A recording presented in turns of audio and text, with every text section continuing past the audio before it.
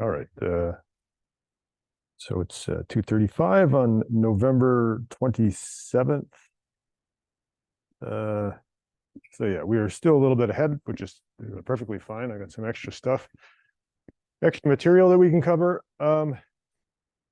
So tutorial 9 is due this weekend. Tutorial 10 is, of course, due the weekend after. Those are both out and the servers are up. Assignment 4 is due in roughly 2 weeks, but on the server will go up probably tomorrow. As I was mentioning, I teach 3 classes today, and I didn't want to be debugging the server. In addition to that, the server does some, well, it just does some stuff that I haven't done before. So although my tests all pass, you guys might find some bugs. So that'll go up tomorrow, and then you guys can try it out and let me know if you have any problems. Other than that, I'm trying to arrange, when is does anybody know when the exam is for this? The exact date? It's the 18th. Okay. So I am trying to, is anybody interested in a study session with the TAs during that week? Yes, no, hands up maybe. Yeah. No, well, there's no classes this week like that's exam period. So, I mean, I can arrange some times and then maybe it might conflict with an exam you're writing, but we'll just do the best I can. I'm going to see if the TAs are free because basically they got away without marking 1 assignment. So I figure the extra hours can go to helping you guys if you want. Okay, so I will try to, yeah, I'll send out the email and ask them if they're free and willing to, I'll also have to book a room, I guess, but yeah, I'll do all that. Okay, so keep an ear out for upcoming study sessions during the exam period. But I think that's about it. Any questions before we get started? Okay. So last class we were talking about exceptions. Oh, and yeah, I did not sign in yet.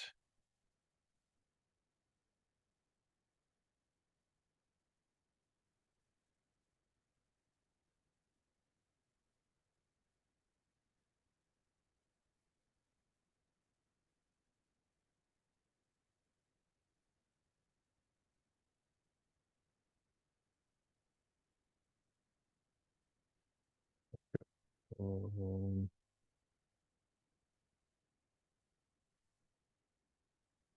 18 of exceptions, and then we were on, well, we will be on P3. Okay, great. Okay, so last class we were talking about exceptions, and the thing about exceptions in C++ is the stack unwinding, and basically the state that throwing an exception will leave your code. So last class we looked at a couple of examples where we had multiple functions. I guess I could bring those up.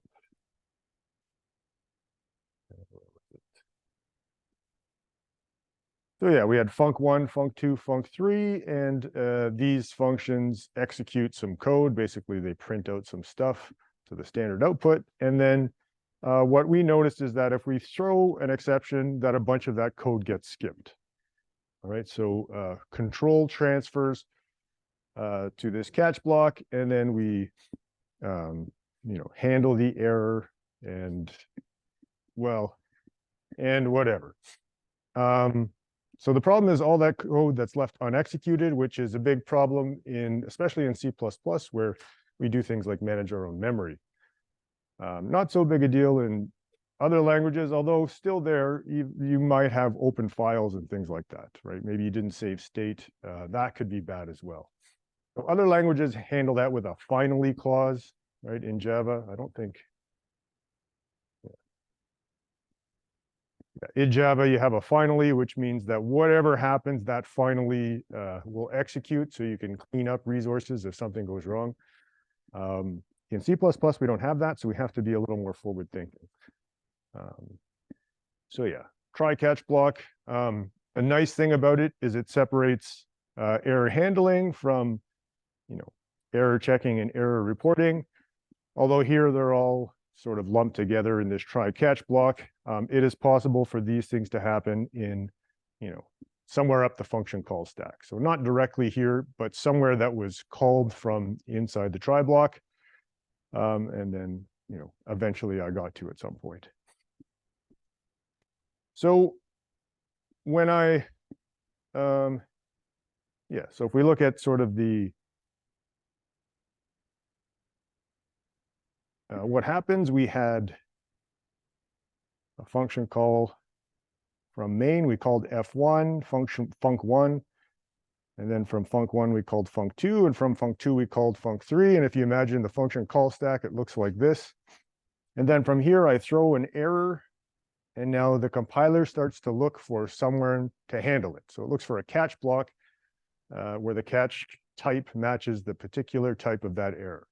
And if it doesn't find it in function 3 here, it just pops function 3 right off the call stack. All right, and then everything that was in there is gone. All temporary variable values that are not assigned anywhere. Anything on the heap is still there, but if you have pointers to something on the heap, you lose those. And then the compiler looks at the next function that was called, or the previous function that was called just before func3. It sees func2 and it looks for a catch block in there. It does not find it. So again, it just pops off that stack frame and everything in there is lost, right? It goes to the next stack frame. It looks for a catch block. It doesn't find it, pops that off. Everything is lost in there. Finally, it lands in main and finds the catch block and then picks up executing. But those 3 stack frames are gone, right? So they're gone for good. So we have to make sure that whatever resources were open there have to be closed. All right. So yeah, that is, we essentially have some stack of function calls with a try block.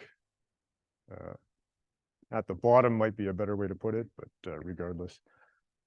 We didn't really look at this. I took that out of the example. That will come later. Basically, I did a little bit of error checking that wasn't related to the throwing exception, so I took it out. But yeah, we will talk about that when we talk about streams. In C++, we have the flexibility to throw whatever we want, not just exceptions. We could throw, well, we've been throwing a lot of, and we will continue to throw a lot of constant character arrays, right? Just literal strings, just to make our life easier. And we can throw local objects, and the compiler basically is going to handle it.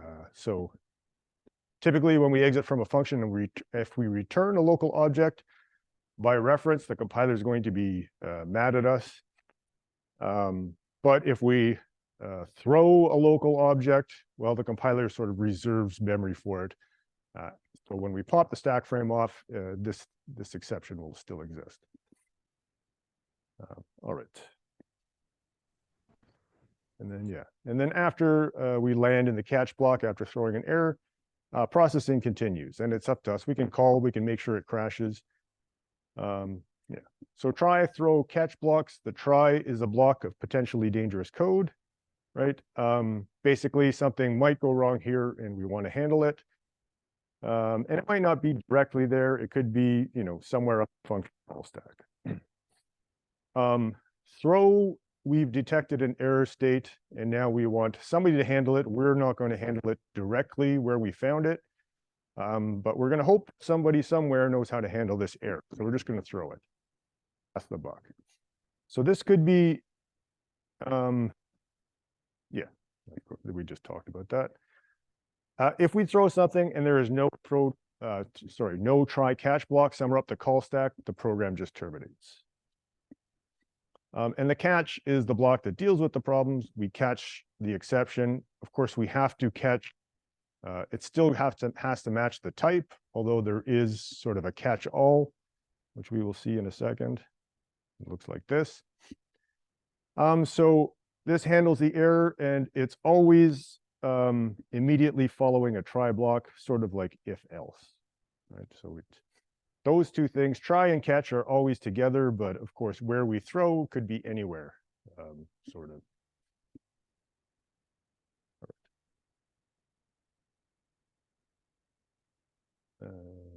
Yeah. So here we call this divide. And if we try to divide by 0, we throw a divide by 0 error. It's not technically, well, depending on how you define in the try block, it's in a function that was called in the try block, but not directly in the try block. Okay.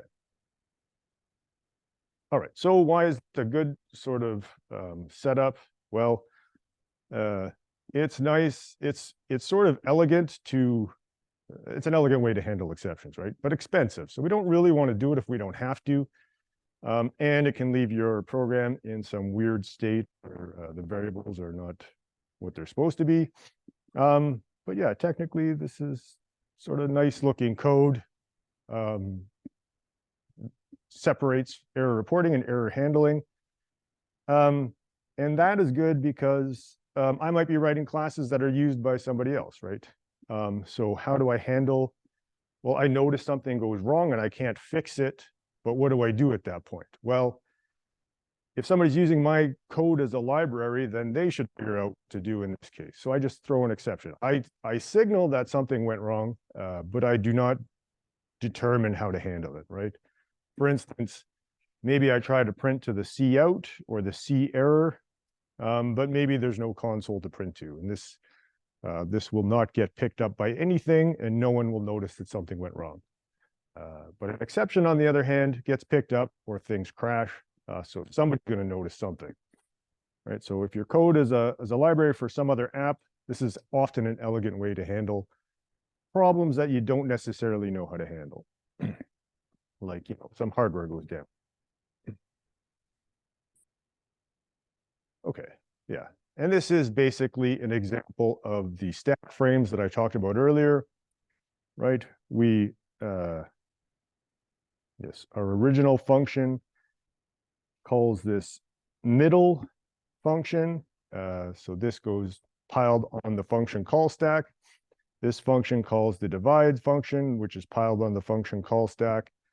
At this point, maybe we throw an error. And if we do that, then there's no catch block here. So that's popped off.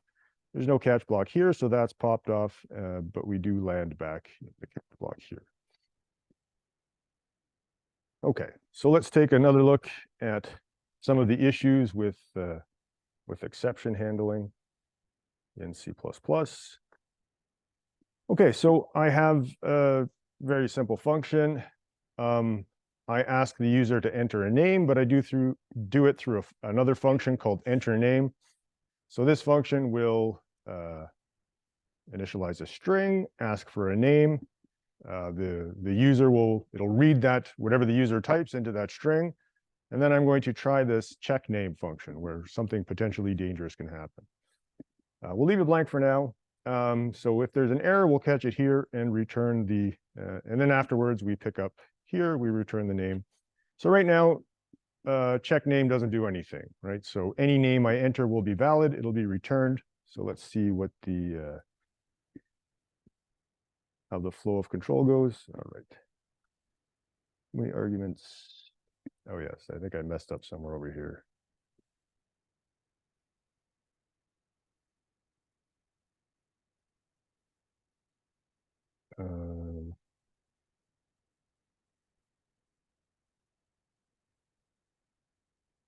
What happens with these last minute edits? They end up with errors somewhere. Okay, so let's. Perfect.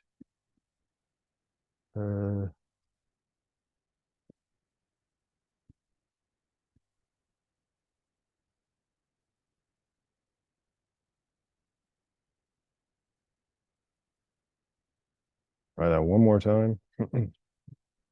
Name one, enter a name. Okay, so I'll put my own misspelled name.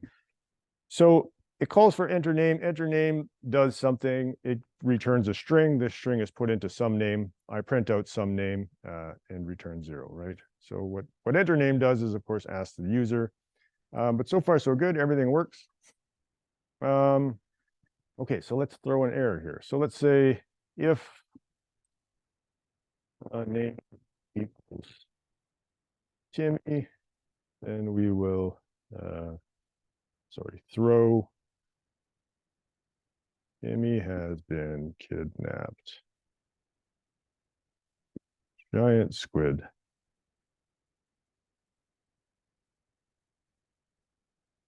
Okay, so we're going to throw this constant character array, and it should get caught here.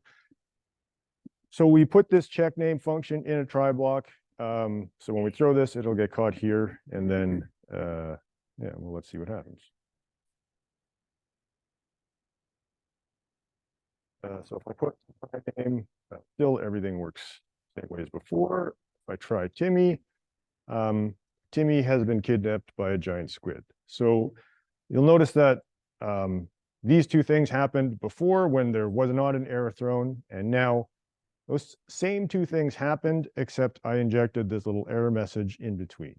Okay, so if we just if we trace the control flow, I start in main, I call this enter name function. Enter name reads in a string from the keyboard, calls check name. Check name throws this error. It's caught here. The error is output. And then I pick up control right where I left. And that gets executed is this return S. Now that S gets assigned to some name, and I print it out. So Timmy gets returned, and then Timmy gets printed out. Okay, so it's basically almost the same series of executions as before, but I've just injected this error in the middle. Okay, so what happens if I try something different? Maybe I will try, what do I try? Yeah, let's try. So we're going to move this. Yeah, so this is the same code, but now I've moved the try block up into main. Okay, so yeah, let's get rid of this for now. So it should have the same execution, except that, well, let's see what happens now.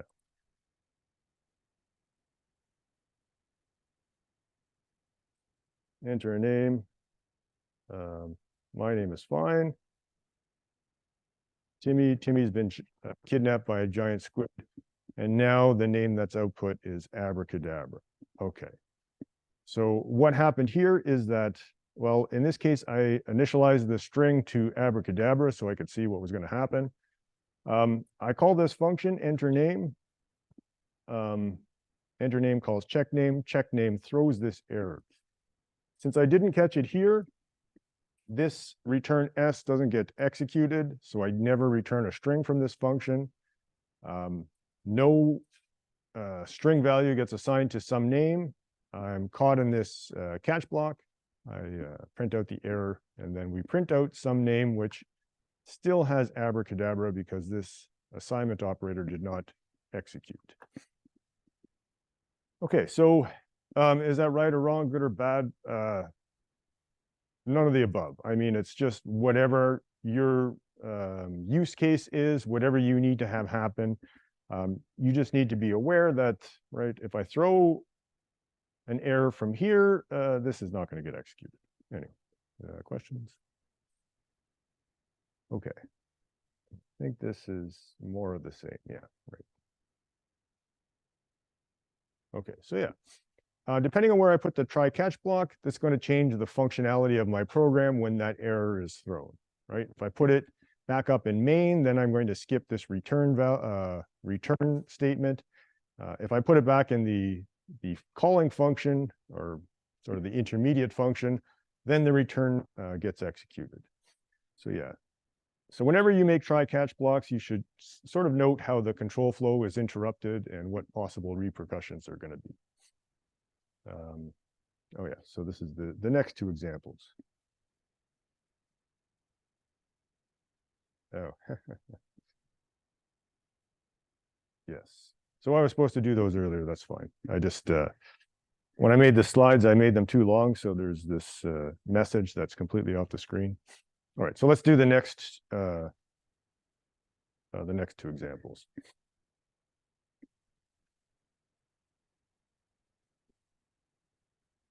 Okay, so I have my animal class hierarchy, my barnyard. So I have an animal base class. It's an abstract class. This animal can sing, or at least it tells every animal that derives from it that it should be able to sing. So the bird is a derived class of animal, and it says tweet, tweet. Chicken is the derived class of bird. It says cluck, cluck, and a cat says meow. And our pig says oink, right? So we make our barnyard animals. We put them in a vector of pointers. This is stuff that we've done before. And then we have them all sing using, polymorphism, and then have them all deleted also using polymorphism.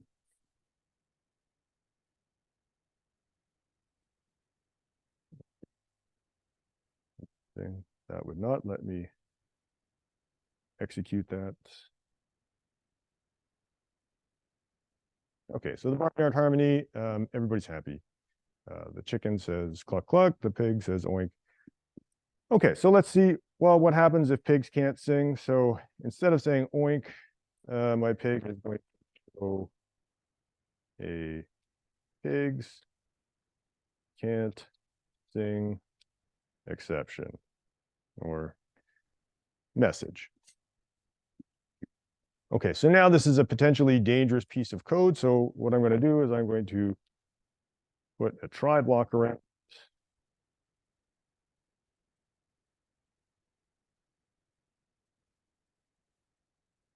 Catch. Whoops.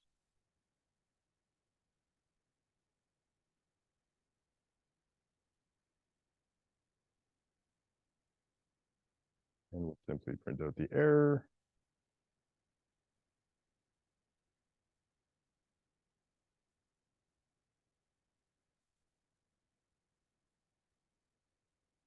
Okay.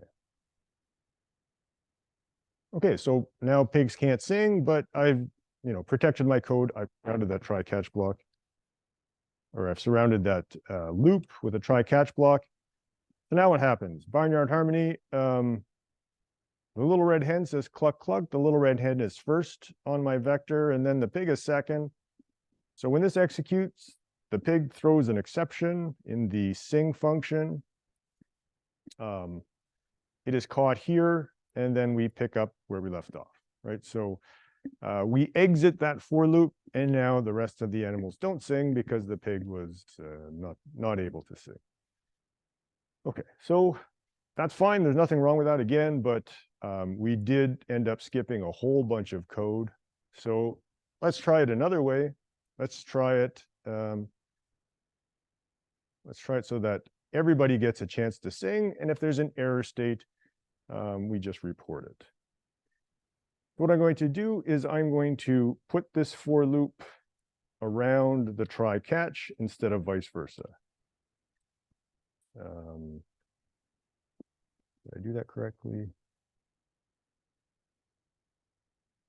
It's not like something I did. Oh yeah, I have an extra.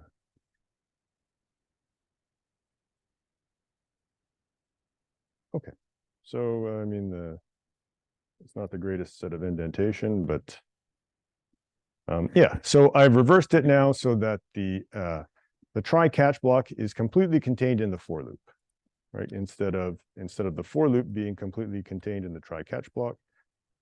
And now when I want to my animal sing, so yeah, the little red hen says cluck, cluck. The pig, okay, the pig can't sing today. But the cat says meow and the bird says tweet, tweet. And so everything progresses. So we progress through the loop even after throwing an error, right? So again, there's no right or wrong for this. It is simply a matter of what you want to have happen. Do we abandon the loop altogether, or do we want to make our try catch block so that everybody gets a chance to sing, even if one of the animals does not? All right, questions? Yep.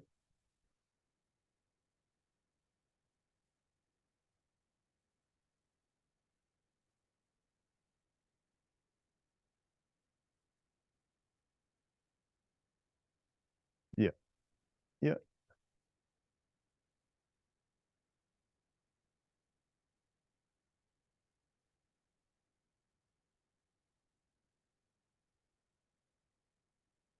Sure. Let's throw 42. So this pig is going to throw an int,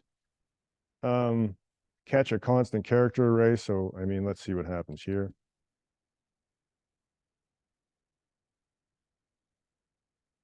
So yeah, terminate was called because we didn't catch it. If we wanted to catch it, we could. We just change this to int.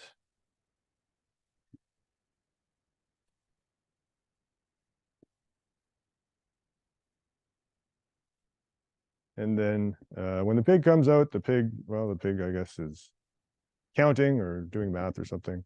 So yeah, we can definitely, it's simply a matter of throwing and catching the same type. Like that's it. It's that easy. So yeah, we can catch an int, we can catch a float, we can catch our own classes.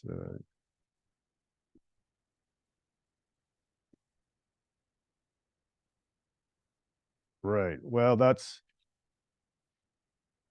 yeah. So we're getting to that. But yeah, you could definitely have two catch blocks and then basically the same thing here. So maybe the pig, maybe he throws a number, but maybe he throws, can't sing.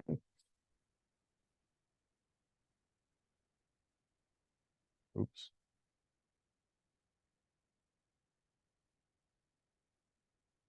Yeah. So yeah, that works just fine, right? So it won't catch the constant character array here, but it'll catch any ints that come up, and then if no ints come up, then it'll look here and it'll catch whatever else we put. So yeah, we are getting to that, but yeah, we can put as many catch blocks as we want to catch whatever types of errors we think might be coming out.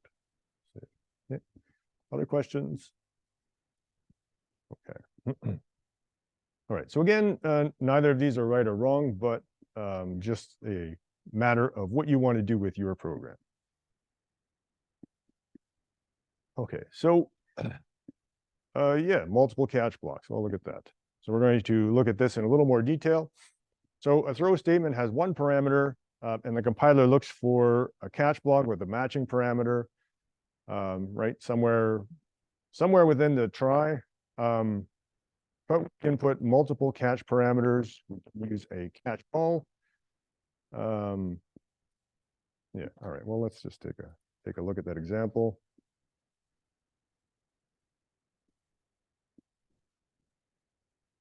Okay, so we have the same class hierarchy, but now I've sort of stripped it of all of the basically functionality or all of the members. So these are just types now, but they're in a type hierarchy. And so what happens in the main function is we declare a chicken, a cat, a pig, and then we ask the user to choose something, and then based on what they choose, inside this try block, I might throw one of these animals. Okay. So we'll go over that in a little more detail in a second. And if I don't throw one of these animals, then I just throw whatever. I don't, yeah, that'll be fine. And then I have a catch block with all of these animals laid out. And then I have, if nothing is caught here, I have a catch all. Okay, so let's, we'll run it a few times and then we'll talk about what happens exactly.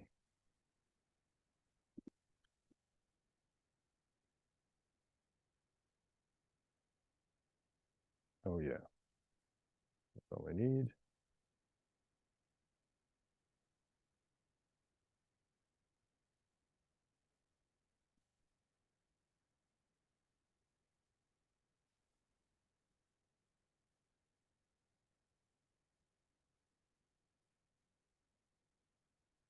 Oh, I have things in the wrong order.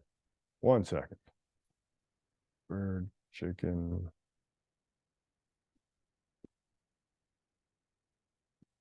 Order is important, as noted, but I forgot to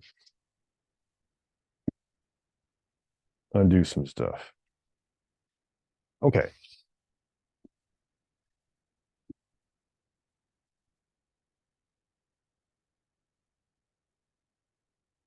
Select my activity. Okay, so let's try and throw a bird. it gives me bird alert. I can try again.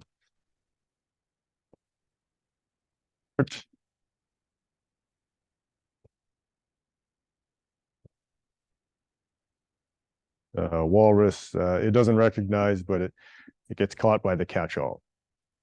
So what happens here is I throw something, whatever it happens to be, a chicken, a cat, a pig, a bird, which is this, I make a bird and throw it in one step.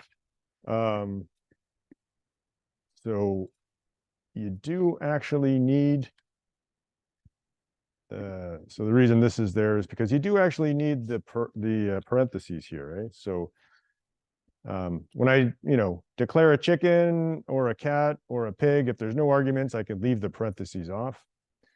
And in fact, you should leave the parentheses off, because if you don't, the compiler is going to think this is a function, right? So you'll notice when I do this, this changes to yellow. So now the compiler thinks I've declared a function, right? So ++ is really weird and inconsistent. So yeah, if I declare a chicken and I don't give it any parameters, I have to leave off the parentheses. If I do put parameters, then the compiler can tell, based on whether I supply values here or types, the compiler will know whether this is a function call or a function declaration, or I'm making an object, right? So here, I pass in a string. Well, a string is a value, not a type, right?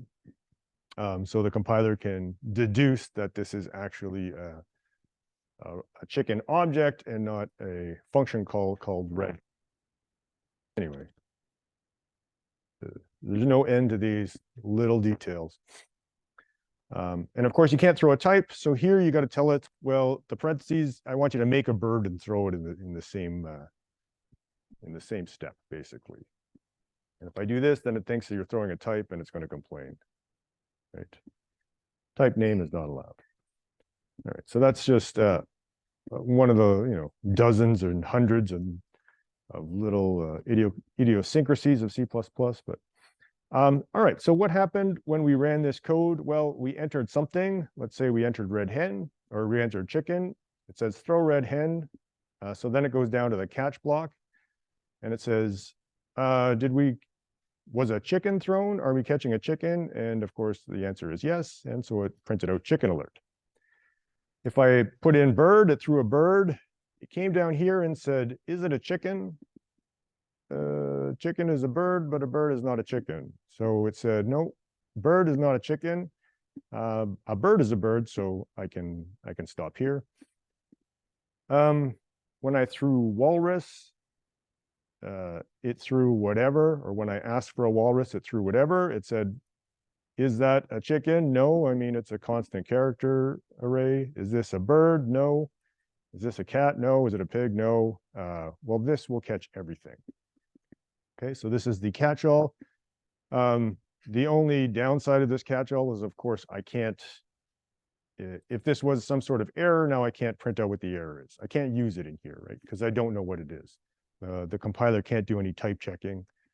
So I'm not allowed to use it. But I can still do something here, maybe clean up and then rethrow my error, as we'll see. Okay. Question so far?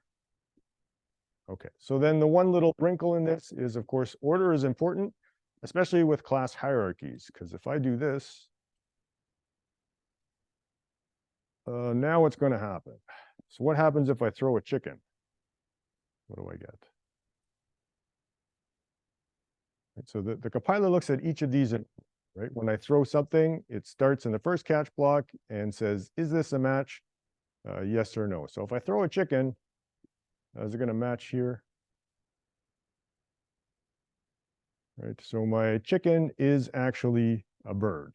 So it is going to get caught here. So yeah. And in addition to that, the compiler warns me. It doesn't give me an error, but it gives me a warning. It says, this chicken will be caught by the earlier handler, right? The one that catches the bird. So the compiler is smart enough to notice you're doing this, but it's not going to stop you from doing it. So it does compile, and I can throw a chicken and get my bird alert. So what does that mean? It means this will never get executed, right? No matter what, since all chickens are birds, every sort of chicken that I throw will be caught by this earlier catch block. Okay, so you have to be careful. Order is important.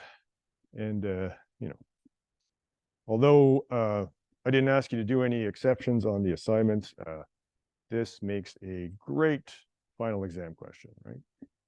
It's easy, straightforward.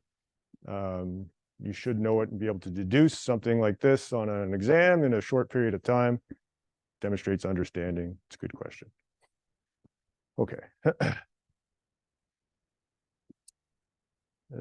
Yeah, what was there? Okay, so yeah.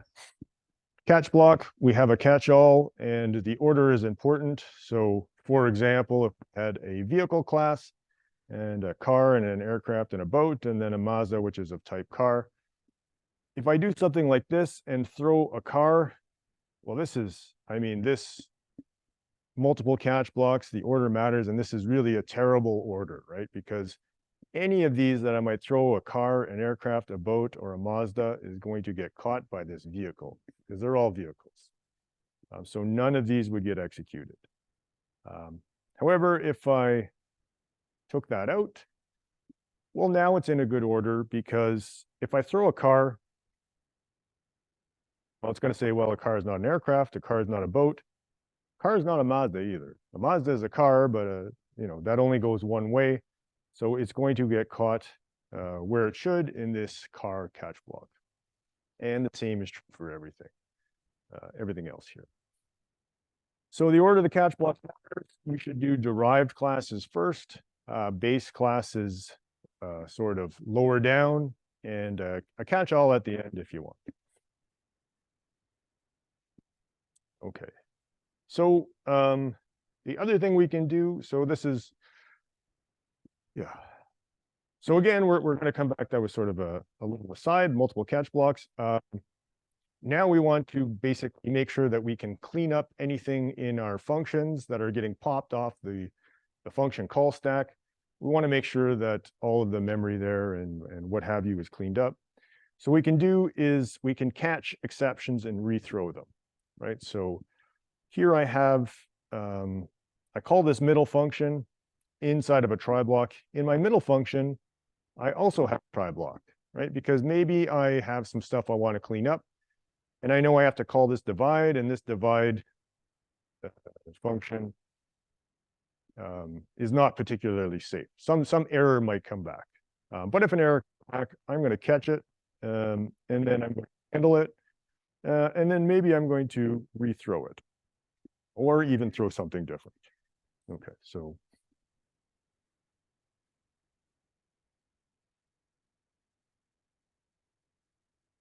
okay, so this is the example for Timmy kidnapped by a giant squid. And the catch block is up in the main.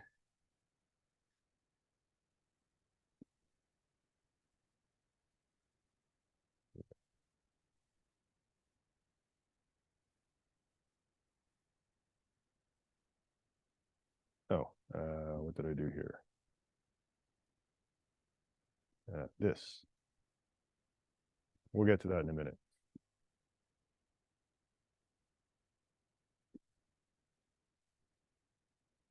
Right. So here's in two places. Okay, there we go. Okay, so enter a name, of course, yeah, but Timmy, Timmy's in trouble. Kidnapped by a giant squid, right. And so what happened in the course of throwing that is that this enter name function just got passed by, right? It was popped off the function call stack. There's no catch block here. But maybe we want to clean some stuff up. So let's do an intermediate catch block.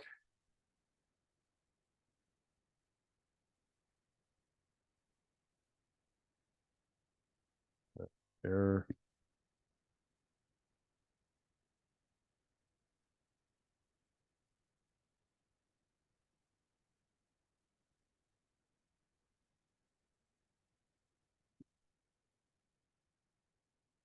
Okay, so we catch it, we handle it. We could even print this out if we wanted to, but then at the end of the day, we're just going to throw it. We can do this, that's fine. Or we can just simply do this. The compiler knows that only one thing was caught here, and so then we're just going to rethrow it. So the same thing should happen, except we get this now. Oops. Yeah. We now have this intermediate step where things will get cleaned up, hopefully. So Timmy. So yeah, we handle the error in this intermediate function before it gets popped off the function call stack. And then we return to main and things proceed as normal. Okay, so this works, right? I can rethrow this, right? This is a rethrow and clean up.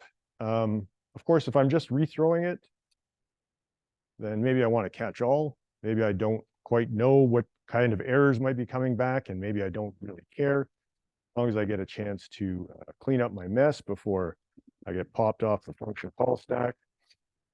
So in this case, my throw, the error is still help. Timmy's been kidnapped by a giant squid. That makes its way back up to the main.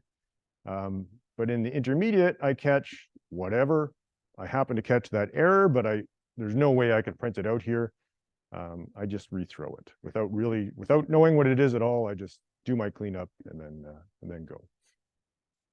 Okay, so that's rethrowing.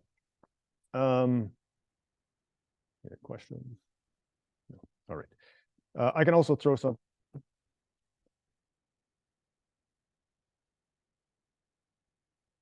Right. So maybe I catch the old error and I do handle it. It is my job, but I do want to signal to whoever's above that something went wrong.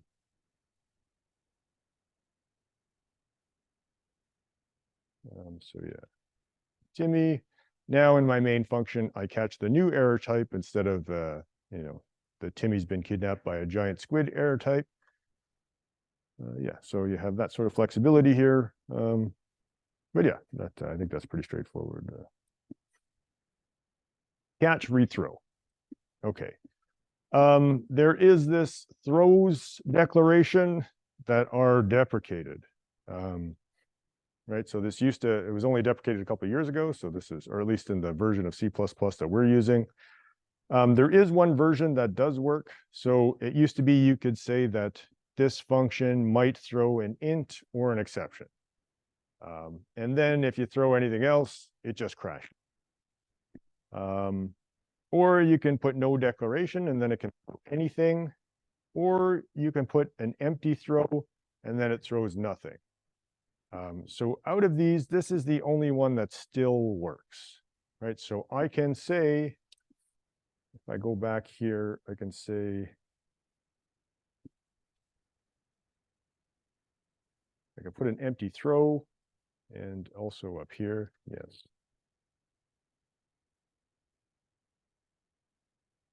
Right, and that indicates that I'm not allowed to throw anything from here. So now if I throw something, it's going to crash. Right, and again, the compiler warns me. It looks like you've done something silly here. Are you sure you want to?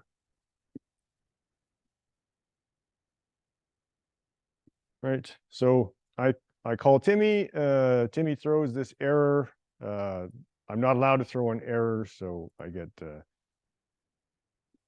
terminate called on my program. Okay.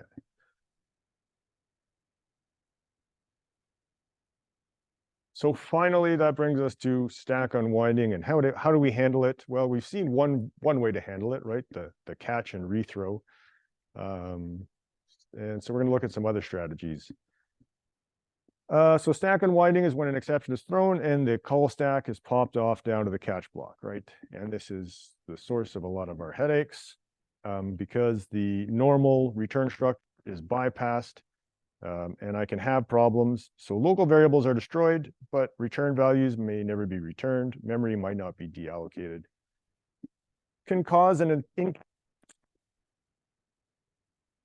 really put this in my code before because I was so sure that it would never get executed. I put it in for a joke, but then it gets executed because something, especially with exceptions, right? Something weird can happen that you do not anticipate. And you end up in a state where that should never happen, and bad things from there. But so what we have, or our problem in this case, is we have a memory leak, right? So this stack unwinding causes a memory leak, and we want to make sure we clean it up. So we're going to look at 3 different scenarios. One of them, we can do things the bad way, right? So we're going to just assume that we have all complete knowledge and just put everything that we want to have cleaned up, throw it in the catch parameter, and then have somebody else clean it up for us. Or we can put a catch block in every function, right? We can catch and rethrow, and that's a valid way to handle this problem. Putting catch blocks in every function, though, might be a lot. Maybe we don't want to do it. It's kind of I guess, less elegant, but it's good encapsulation. Each function does its own cleanup.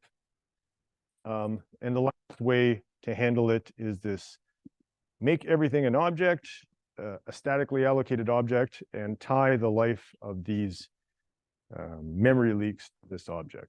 So this is the resource acquisition is initialization pattern. And basically, we just clean up everything in these destructors. So, all right, let's see this example. Okay, so, all right, I have a main function here. I call initialize. Yeah, so initialize, what it does is it's going to dynamically allocate an array of ints. So that goes on the heap. Now I use new here, so I have to use delete somewhere or else I get a memory leak. I'm going to read a bunch of numbers into my array, right? So first I'm going to ask the user for how many numbers, and then I will make an array, and then I'll read a bunch of other numbers into that array from the user. And now I'm going to check this flag. So that was briefly mentioned on a previous slide. What this does is the cin is of course, input stream, and it has a bunch of flags for the different types of errors. And this is if I put in something that's not an int, right? So if I put in something that's not an int, it'll throw this flag, and then this will return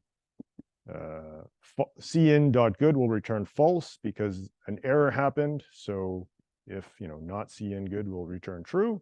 So if that's the case, I'm going to throw this error. And if I don't throw an error, of course, I'm going to print out my array and then delete it, like a good C++ programmer. Oops.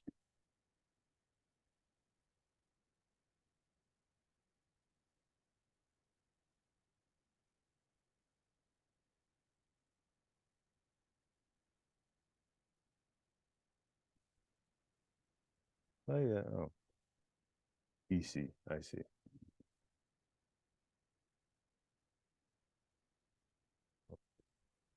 Clean.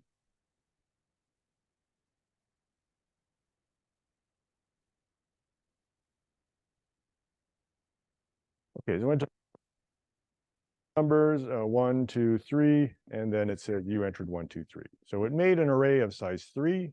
When I put in the 3 here, it filled the array with these numbers and then printed them out.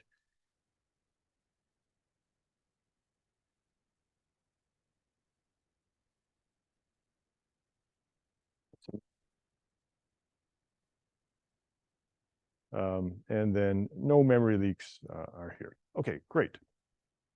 Let's try that again. I'm going to say the number of elements is 3 and 8. And I get this bad input error. And then I have this memory leak because this delete was never called. So what I'm going to do is the first terrible way of doing it is I'm going to say, well, yeah, I can do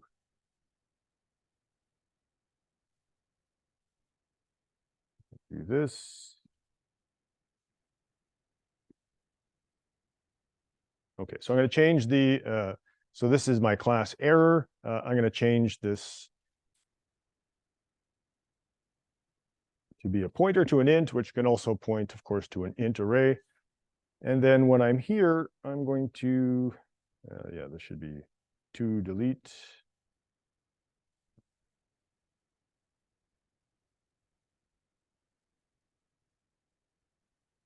I'll change it to nums.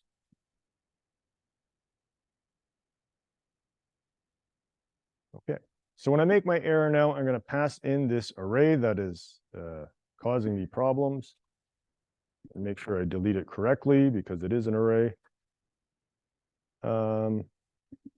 This is called my array. Okay. Okay, so that is the very straightforward solution if I'm just not really thinking about design and I am interested in getting the job done. Error bad input, let's try that. I'll grind 3, 1, 2, A. Bad input, but no memory leaks. So I threw the int array in with my error class and I let whoever caught the error deal with it. Why is this bad? Well, I've violated encapsulation, right? So now, how does this initialize function work? I have to know how it works, right? So that I can design my error class to correctly carry this parameter. If I happen to change it and make this into floats, then I also have to change my error class so that it has a float. So I've really lost a lot of flexibility here. If I make an update to my code, I'm going to have to make it update into multiple places. This is sort of bad design, although it does work. You know, wouldn't be surprised to see it in the wild, but yeah. All right. Questions? Okay, so that's one way. Another way is to, well, basically the thing that we did before is we said that, well, this enter int function now, so we've separated it out. So I'm going to read it in here, and if somebody throws or somebody enters a character instead of an int, it's going to trip this flag, and then I'm going to throw this error, right? And here I've cast it to a string for some reason. It shouldn't matter. Yeah, okay. But regardless, I put in this intermediate try-catch block, right? So in my initialize function, I call some dangerous piece of code. If that dangerous piece of code gets called, I catch it here, I delete my array, I clean up my mess, and then I rethrow the error so that it can be handled up here correctly. If no error is thrown, then this will execute. I will pick up out here, print it out, and then delete it. So whatever happens in this case, I should have working code with no memory leaks. So let's see.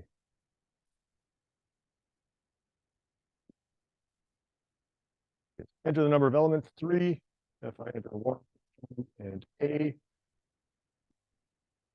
it says error bad input, but I have no memory leaks. I caught them, right? I handled them in my function, and then I rethrew the error. So this is good encapsulation.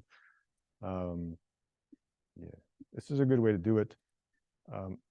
If I had a bunch of function calls, though, then maybe I need these try catch blocks in every function, and that gets kind of starts to look pretty ugly, right? Not that aesthetic really got you, but maybe there's a better way to do things.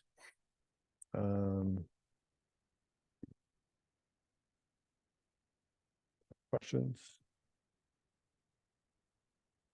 So finally, the last way, and probably the best way, is the following. I make a class. It's not an error class now, it's an int array class, right? So whereas before I was using a raw array, now I wrapped that raw array into a class. So if I make a new int array, it takes some size s, 10 by default, but otherwise I take that. And then I have a pointer to, to an int array here. So I make a new int array, and then I overload this subscript operator so it behaves exactly like an array would. So I don't really have to change the functionality of my program, except that I change my raw array into this class. And then, well, in my destructor, I clean up the memory. Okay, so now this is out of my hands. I don't call the destructor, but in my initialize function, I can statically allocate one of these, and then regardless of what happens, when this stack frame is popped off, whether it's because of an error being thrown or because it naturally gets popped off, it naturally exits the function. This is going to have the destructor called on it, right? So however this stack frame gets exited, this will get cleaned up. My memory leak will be gone. Okay, so that's the basic idea. Yeah, it should be Valgrind I3. It's number 3 and the 1, 2A. So bad input, but again, all heaps were freed. I can actually use it correctly as well, and in both cases, all heap blocks were free. So I don't have to call delete in this case at all, except in the destructor of this class.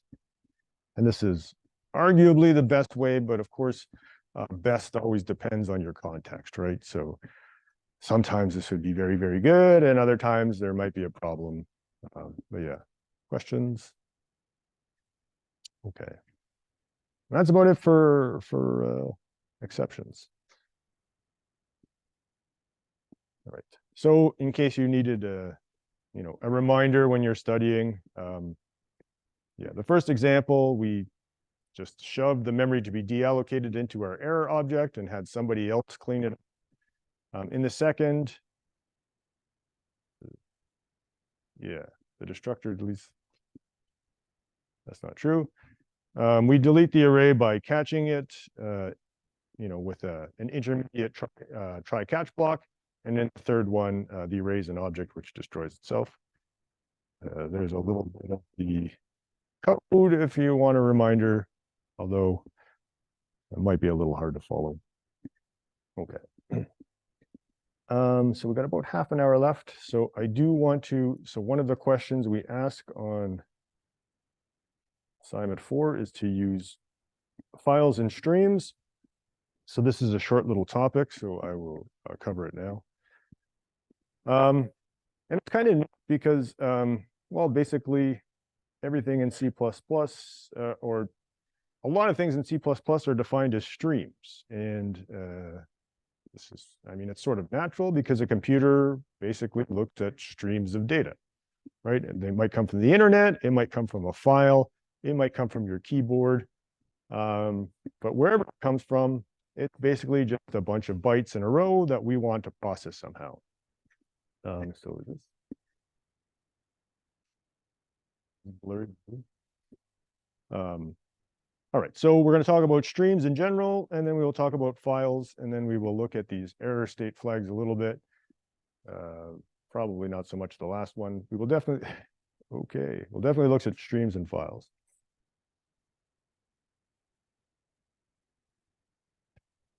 Okay, so a stream is simply a sequence of bytes, right? You can think of it as data being transferred from source to sink. Sure, it also might just be sitting in a file, right? On some hard drive somewhere. That could also be a stream. It could be sitting in memory somewhere. So yeah, we generally think of it moving because we are going to process it at some point in our computer. But a stream can sort of be static. It can just be sitting there. But yeah, eventually we do want to do something with it. So we think of it as coming from someplace and going to someplace else. And perhaps in the meantime, we manipulate it a little bit. But yeah, sources of data could be the keyboard or the console or files, right? Sorry, keyboard, console are both in and out, source and sync. Files are also both source and sync. Printers are basically a sync. A network adapter could be a source or a sync. So the input-output stream library has these, we can make templated objects from these, as we're going to see. But basically, they have a bunch of specialized input-output. The input stream, right? We've seen the standard input is sort of in this cin object, and the output stream class, the standard output is in the cout, but we also have this cerror, which by default goes to standard output, but we can send it to a log file or something like that. And there's also clog as well. So yeah, and basically, right, so this doesn't come up that often in this course, but right, when I run your code, when I run the tutorials in Python, I can choose to display just the cout and not the cerror. I can choose just to look at the cerror, right? So you can call on these streams individually. Okay. Right. So streams, they maintain error bits. So these are, I guess we are going to talk about them more than I thought. So there's good bits, bad bits, and fail bits, right? We'll have to look up exactly what each of them does, but basically when I'm doing something with a stream, there is, you know, some byte of information or maybe a couple of bytes. And each one of those bits represents something that maybe went wrong with your stream, right? Somebody read in some int into or read in a character into an int or tried to, or maybe, I don't know, maybe something just went down in the input stream or the output stream.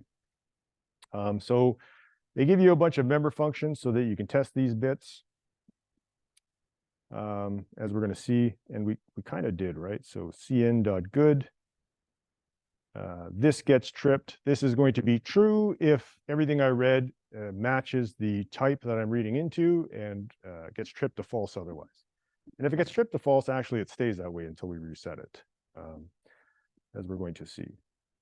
But there's other ways we can test them. So we can call on cin.good, we can call the explicit function, but we can also sort of just implicitly test these. So the not operator is overloaded, which means that I can ask, well, I can do something like this, and this is going to return a Boolean. It's going to return true or false. And it's going to return true if one of my error bits is set and false otherwise. Okay. There's also this cast to void operator, which you know, I'm not going to talk about a lot, but all that means is that I can test this directly. I can say if cin, well, that means, is this thing still good? If it's still good, this is going to return true. If one of these error bits is flipped, it's going to return false, right? So this gets cast to a void type. All right, so let's take a look at some streams. And yeah, basically all of this is to say that I can treat these streams as if they are Boolean values. I could say, is it still good, just by putting in, asking this thing itself. All right.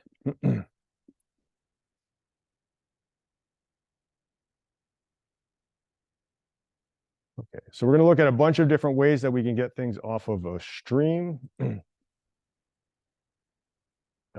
We've mostly been using the stream extraction and insertion operators.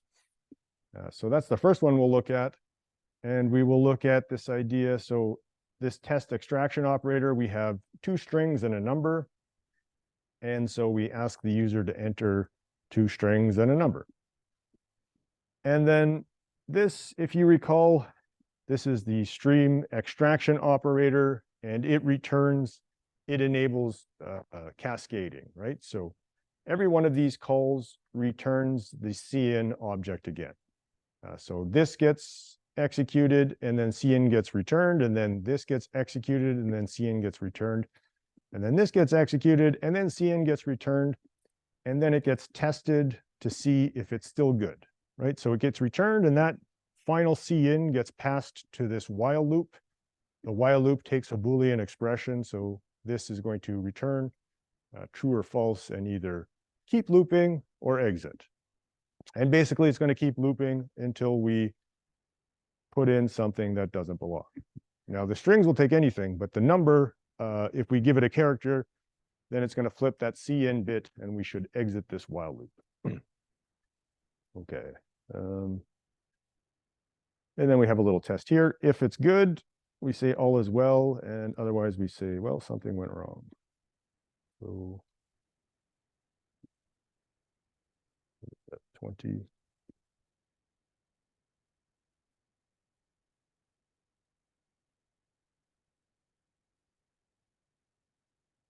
Okay. Okay, so enter string num. I could say A, B, 2, and it says I said A, B, and 2. Wonderful. I could put 1, 2, 3. It says I said 1, 2, 3, right? The strings will accept anything, but that final one is an int. So if I do something like 1, 2, A, it says something is wrong. So it tested this cin, that came up false. It exited this while loop. It came down here and it said, well, is this cin good? That returned false. And so it printed out something is wrong, right? So we flipped this bad bit or this good bit here. And when we got down here, it was still flipped, right? So it remains flipped basically until we reset it. So I'm going to do the same thing, but now I'm going to try and clear that bit. And I never quite, I think this is the correct way to do it. I think this resets all of them except for maybe one. It's really weird. But you can clear them individually by bit masking, basically.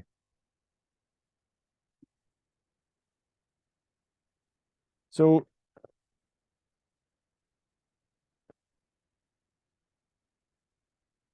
I did exit this while loop, so that bit got flipped. But then when I called clear, this good bit was flipped back to good. So when we asked if this cin object is okay, it said all is well, right? So now this is, if I didn't clear this, well, what would happen? What would happen is this. Let's say that my bit got flipped to bad, and then I'll say, yeah,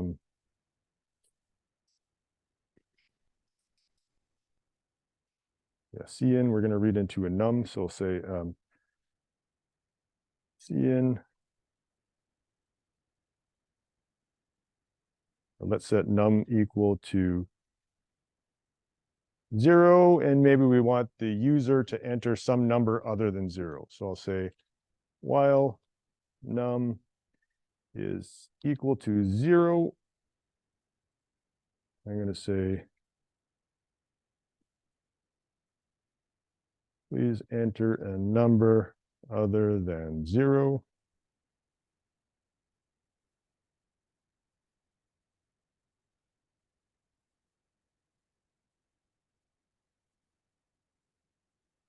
And then I'll try and read it again.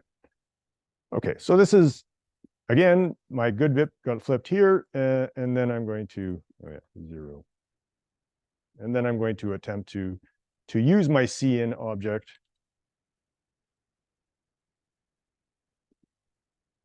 So yeah, what, A, B, C, and then it loops forever, right? Because yeah, this is just never going to execute. I'm never going to be able to read a number in. It's just going to keep going around and around and around. All right, so if you don't reset the bit after messing up the cin object, you could end up with situations like that. All right, questions? Okay, how are we doing? 10 minutes. Okay, so that is, so yeah, we clear it. I think there is one bit that you can somehow flip somewhere that does not clear with this explicitly, but I forget all the details. So that is one way to read in from my stream and finish reading at some indeterminate point is by just waiting until somebody enters a wrong value. Another way I can do it is I can check for this end of file, right? So this may not be so useful in a keyboard context, but if I'm reading from a file, of course, it can be quite useful. So I'm basically going to ask the user again to enter some stuff. The user is going to enter some strings up until it finds end of file, which is from the keyboard Control D, I think. All right, so let's see if this works, and then we will take a look at some of the other interesting things about it. Oops, did I? Yeah, okay.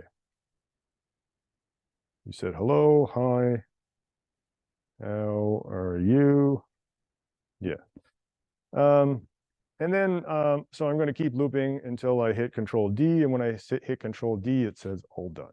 So Control D gives me the end of file and exit from here. And of course, if this was a file, it would also give me the end of file. So this has a bit associated with it. This is this end of file bit. So let's see if we flip it.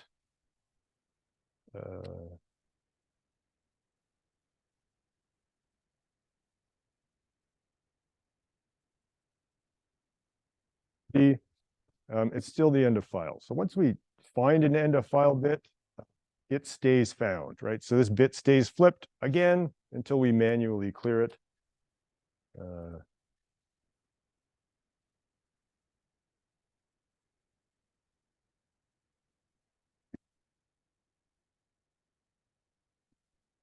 Let's try that.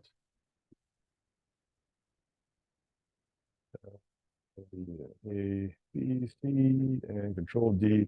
The bit is reset. All right, so this clear bit does work for the end of file. Forget which bit. I swear there's one though. There's because of course C++ has to be difficult. All right, questions. Okay, 8 minutes. Then we can do these other two. Okay, so this is I'm reading in using the stream extraction operator from the cin. And it's pretty good. It's pretty reliable, except that, you know, I have to watch to make sure that my error bits are cleared and when they're flipped. So there's other ways that we can read.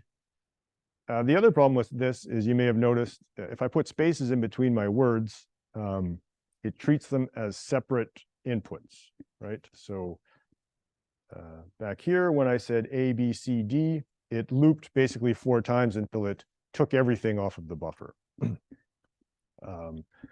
So that's a big problem if I'm trying to read in a name of something and that name has a space. Somebody's maybe first and last name, that's going to cause a problem, right? Or maybe they have 3 names or 4 names. I mean, there's ways around it, of course, but we will look at some simpler ways to read off an input stream. And we will look at the get and get line.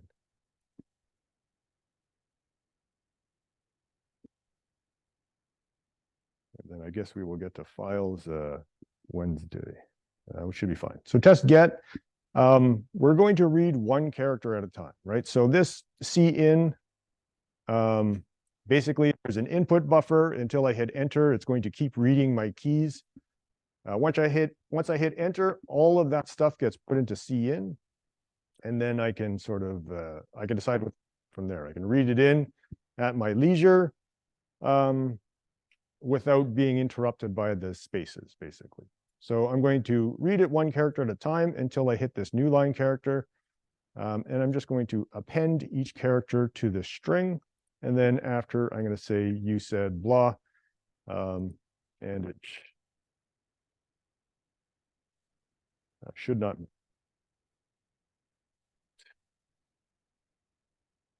Okay, so enter a string. Hi there, how are you? When I hit enter, it says, hi there, how are you? So as before it was broken up by the spaces, now it just reads everything for me. This is pretty reliable. Maybe not perfect, but I swear to God, these input buffers give me no end of grief. You may have noticed on the assignment, I sometimes use getLine, and then sometimes I try to eat one of the new lines off of the input buffer, because sometimes this CIN object over here leaves a dangling new line on my buffer, and then it's trying to get these things straight. Like, I mean, if I just sat down probably and stopped hacking and just studied it and figured out what was going on, I would probably do better at it. As it is, I just keep trying stuff until it does what I want, and then I leave it. But yeah, questions here? Okay. There's also a get line. It's very, very similar. I'm going to read things into an array of characters, basically. Okay, so when I call get line,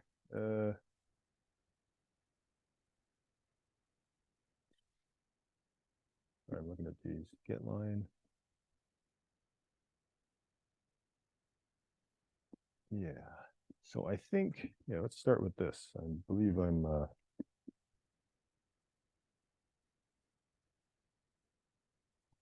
getting a little bit ahead of myself here. So the first thing we're going to do is simply read from this string, and we're going to read at most this many characters, right? So we defined max buffer to be 80. So I'm going to read in at most 80 characters, 80 values into my get line, and then I'm going to print them out twice, it looks like.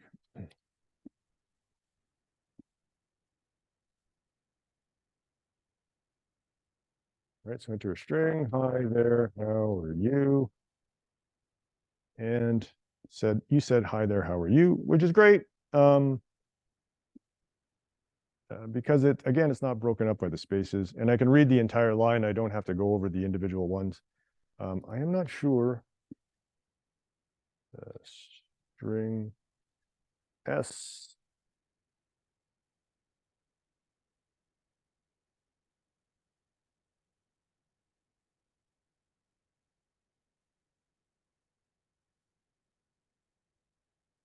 I want to satisfy my own curiosity here, to see if this actually gets the new line off of this thing, or whether it's going to skip this.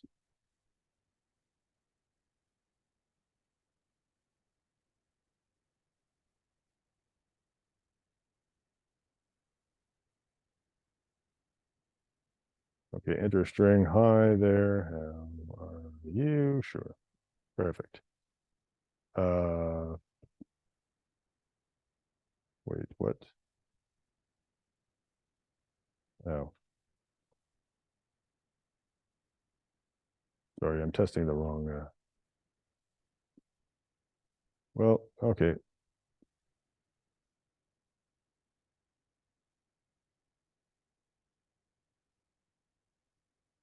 Interesting. You said, hi there, how are you? Enter something. Oh, hello. You said hello. Okay, so it doesn't, that's nice. For some reason, I still can't, somehow I'm getting a new line trapped on the buffer somewhere, but apparently it's not from this get line. So this get line will read in 80 characters, up to 80 characters. Or maybe I want to read in only 5. So if I read in 5, I could say, hi there, how are you? Enter, and it just says HIT, right? So it only reads at most 4 characters. I guess there's yeah, well, there's 4 characters there. I'm gonna have to look it up. There's a end of string here implicitly. Okay.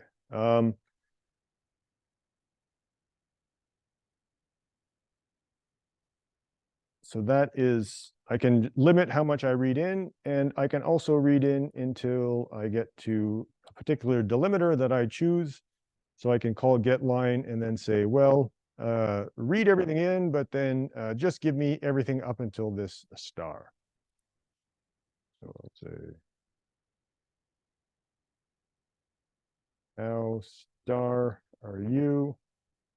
And then it says, you said, hi there, how, right? So it only reads up until it sees the star and then it stops reading. This stuff, I imagine, is left on the buffer. Although we don't really have time to test it right now.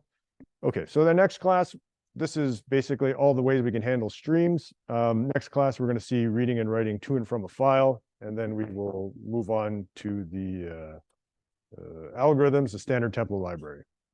That's it for today. See you Wednesday.